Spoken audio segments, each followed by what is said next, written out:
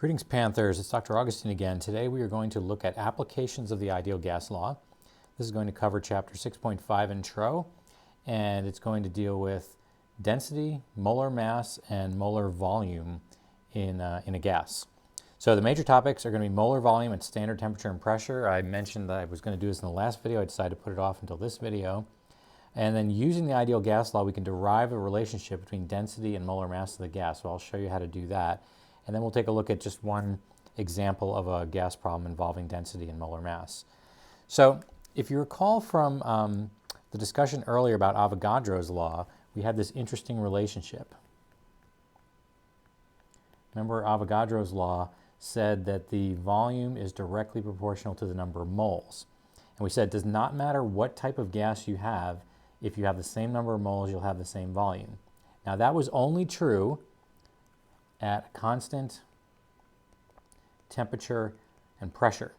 But as long as you had a constant temperature and pressure, no matter the source of the gas, you would have the exact same volume.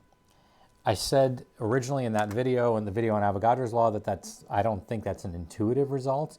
It's maybe a little bit counterintuitive, in fact, but turns out to be correct. So for example, if we have a mole of helium, a mole of xenon, and a mole of methane, all of them occupy the exact same volume. Now I'm going to get to this 22.4 in a second. So if we have the ideal gas equation, PV equals nRT, and we want to find out, well, what happens if we have a very specific set of conditions? And that set of conditions is 1 mole of gas. So let's say n is equal to 1.000, doesn't matter how many zeros you put on it, mole of a gas, any type of gas. Volume is, we don't know. We're trying to find out what the volume of this would be. R, we already know, is 0.08206 liter atmospheres per Kelvin mole. There's actually more decimal places than that. We're going to use this for this calculation. And then we're going to set a very specific set of temperature and pressure conditions. So we're going to say the pressure is equal to 1.00 all the way out to infinity atmospheres. Okay? And the temperature is equal to 0 degrees C or 273.15 Kelvin. This special set of temperature conditions, we call this standard temperature and pressure.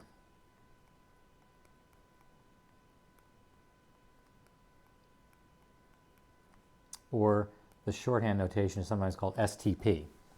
Okay, so STP is a very specific special set of temperature and pressure conditions, 0 degrees C and 1 atmosphere of pressure, again, 273.15 Kelvin.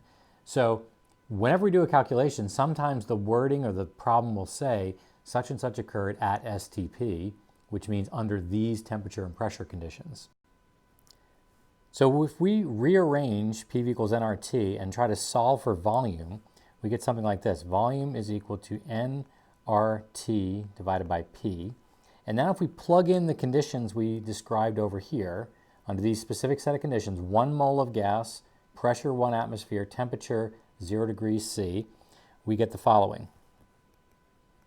1.000 moles times 0.08206 liter atmosphere per Kelvin mole times 273.15 Kelvin, all divided by 1 atmosphere.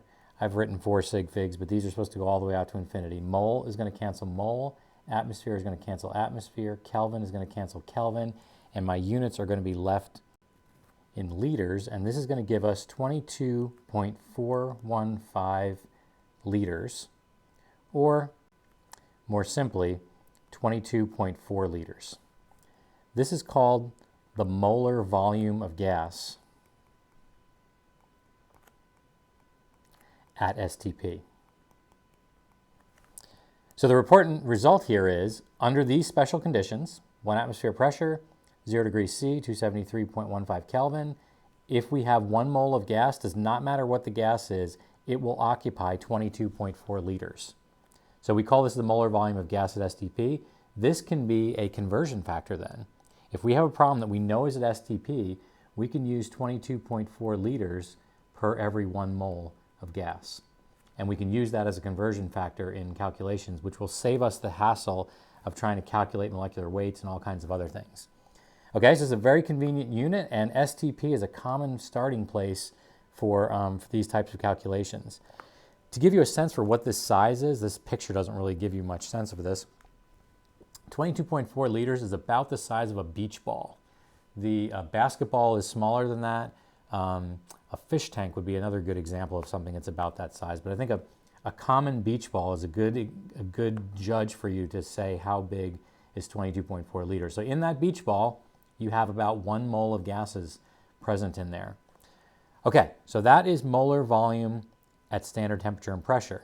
Now let's take a look at another application of the ideal gas law. Let's see how we can derive a relationship with the density and the molar mass of the gas. So we're interested in density and molar mass. And we are using the ideal gas equation to find this. So again, we're going to start with P equals nRT. It's our starting equation. Going to rearrange this slightly, so I'm going to say P equals N over V times RT. Now that term N over V is a concentration term, right? That's in moles per liter. So that's like a molarity term. And if you think about the number of moles, that's equal to the mass divided by, I'm going to use this funky looking M for molar mass. So the number of moles is equal to mass divided by molar mass. In other words, mass divided by mass per mole.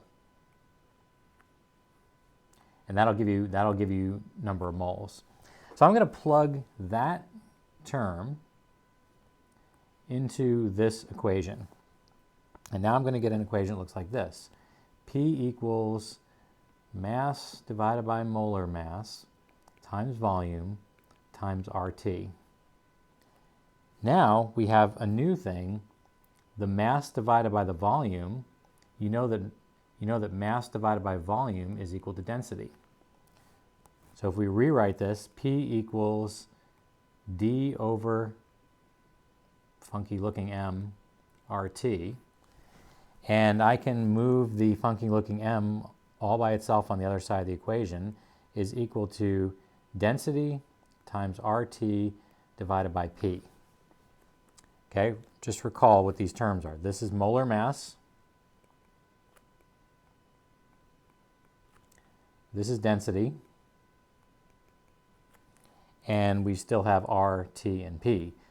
The main important result of this is that the molar mass is directly proportional to the density. Okay, so as the density increases of a gas, the molar mass increases. Likewise, as the molar mass increases, the density will increase.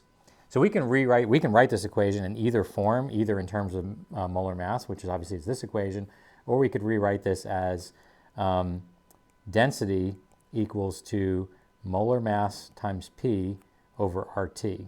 Either one of those would be acceptable, depending on the problem, would tell you whether you're solving for density or whether you're solving for molar mass. They're directly proportional to each other. So this leads us to certain problems where we have to calculate the molar mass or we have to calculate the density. And if we know the pressure, the temperature, and R, we can find either the density or the molar mass depending on how the problem is worded. Let's take a look at one of those problems in a second, and I'm going to show you you can actually solve a problem without using any calculator at all.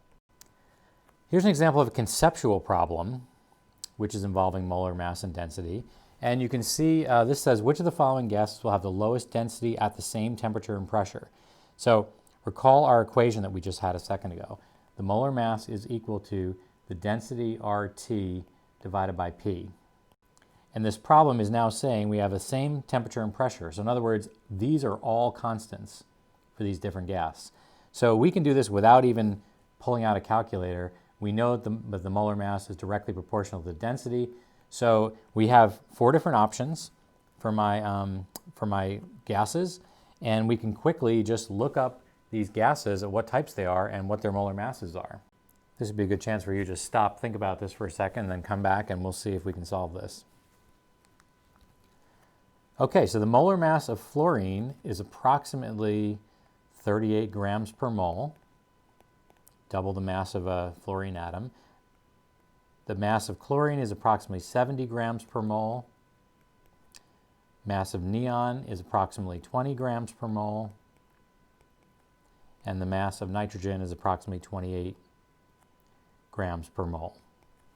Therefore, it's quite easy to see this has the lowest molar mass, therefore this should have the lowest density.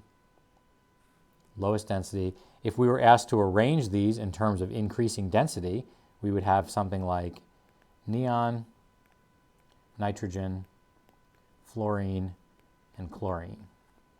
This is increasing density. Likewise, we could have a problem that gives you densities and you have to figure out what the molar masses are. The lower the molar mass, the lower the density, the lower the molar mass because of this proportionality arrangement.